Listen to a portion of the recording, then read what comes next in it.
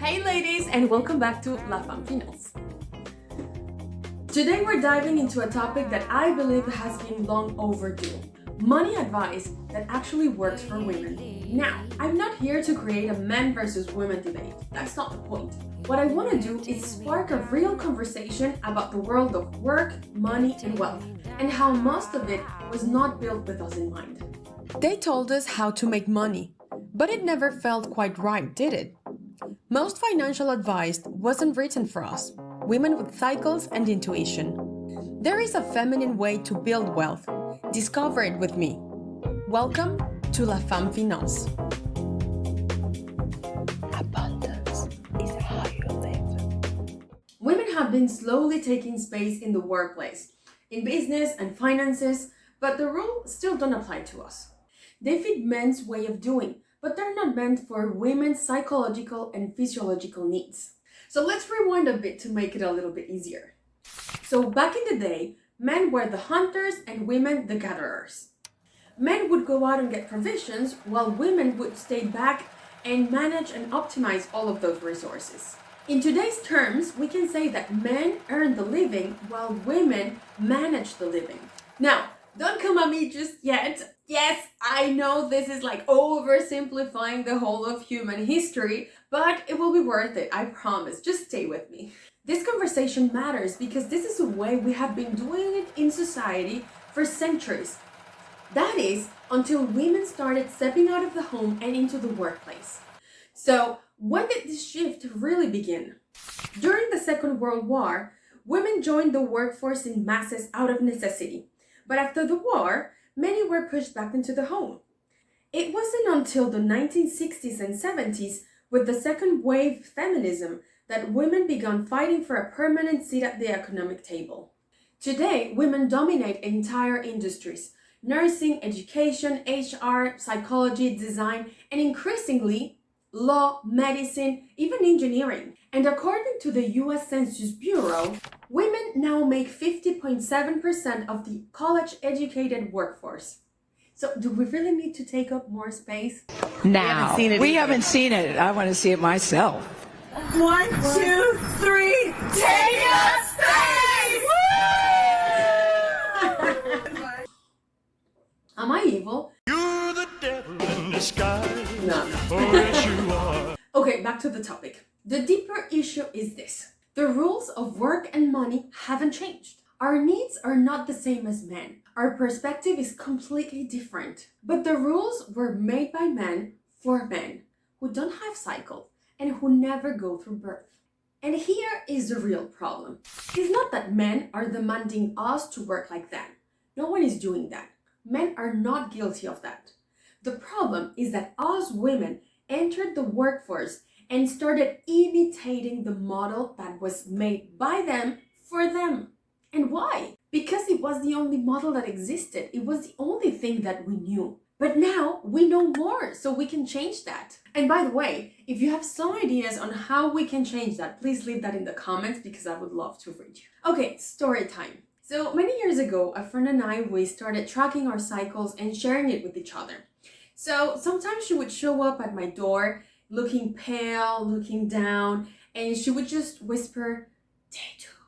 And I knew what type of tea to make, I knew what not to say, I knew how to try to make her feel better. If I walked in energized and glowing, she would just say, day 14, and I'd be like, no, day 12. But you get the idea. And actually, it was so good. That ritual became so natural that I started expanding it to my family, my friends, my partner, everybody. Even men. I wouldn't just say the day, of course. I would keep that to myself.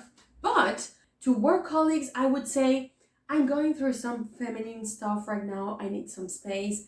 And they would get it. You don't have to go into details. And that taught me something very powerful. If we listen more to our bodies and were more aware of the impact our cycles have on our work and everyday life, then we could all build a work rhythm that actually works for us. Women often deal with challenges that men don't often think about. And it's not because they're mean or they don't care. It's just because it's not in their nature. Let's start with hormonal cycles. that impact our physical, emotional, and cognitive state from a very young age. A disproportionate share of caregiving responsibilities, whether it's children or aging parents, and you know that in many countries we still earn less for the same job, and that's called the gender pay gap. And we also face the motherhood penalty. That is lost career opportunities just for having kids. And there's more, because there's always more. Personal finance for women is full of guilt. We feel bad for spending on ourselves. We feel bad for not saving enough. We feel bad for not being as risky as men when investing. But what if we're not supposed to do it like them? We cannot be offered the same incentives as men for the same job or investment opportunity. Women are capable of extraordinary things, but money and work need to be tailored to us. So what do? How do we fix the problem? Well, it's not about fighting the male model. It's about creating a female model. A system that understands that we are not linear, that we work in cycles, that we are intuitive, and that we can be as strategic and responsible when given a different time frame. Imagine a world where your workplace had a slow cycle days. And I know not every industry would adhere to this at the beginning, but we have to try. Imagine a workplace where you could schedule your creative projects during your ovulatory phase. We're talking about your period wasn't taboo, but actually a productivity strategy. That's not weakness, that is soft power. And here are some examples to a feminine approach to work and money. Cyclical investing. Imagine aligning your savings and investments actions to your phases. Conscious spending. It's not about restriction, it's about connecting to what truly nourishes you. Flexible income models. Freelancing, consulting, or businesses that allow for pauses and not just constant output. Long-term wealth building. This means choosing slower growth with soul over fast growth with burnout. This kind of wealth isn't loud, but it's deeply rooted. It sustains, it nourishes, it expands with you. That's feminine wealth. So here's a second story time, and this is about my first financial awakening. I was 17 when I first read Rich Dad, Poor Dad by Robert Kiyosaki. And for me, it was a wake-up call. I went like crazy because the book talked about everything I always wanted to do. Assets, investments, building freedom beyond a paycheck. And for me, it was like seeing the light. But what Kiyosaki didn't teach me was how to do that as a woman. Because even his model was full of competition, accumulation, and even some aggression. And over time, I realized I wanted something different. Security? Yes, I wanted security. I wanted freedom also. And I wanted choice. And above all, I wanted peace for me and my family.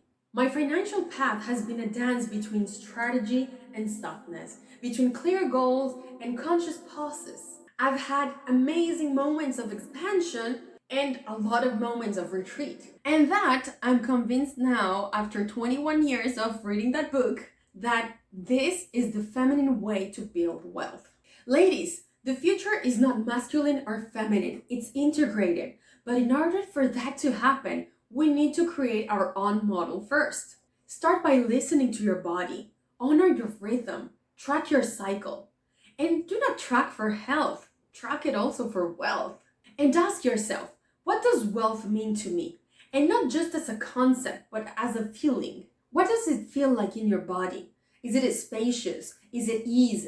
Is it the ability to rest when you need it without guilt? Is it knowing your kids are taken care of? Or simply having the power to say no when you know something doesn't align? Because real wealth is not just about numbers in a bank account. It's choice, it's sovereignty, it's you unapologetically designing a life that works for you, not for the market and not for anyone else's expectations. So yes, most money advice fails women. But maybe that's just because we were never meant to follow it blindly. And that's exactly what we have to go out into the world and do. Cheers. If you like this video, please give me a thumbs up, share it with a woman you love, and please comment below what is one shift you would like to make in your financial life this year. Follow for more videos like this, and remember, the way you build wealth matters as much as the wealth you build. See you in the next one.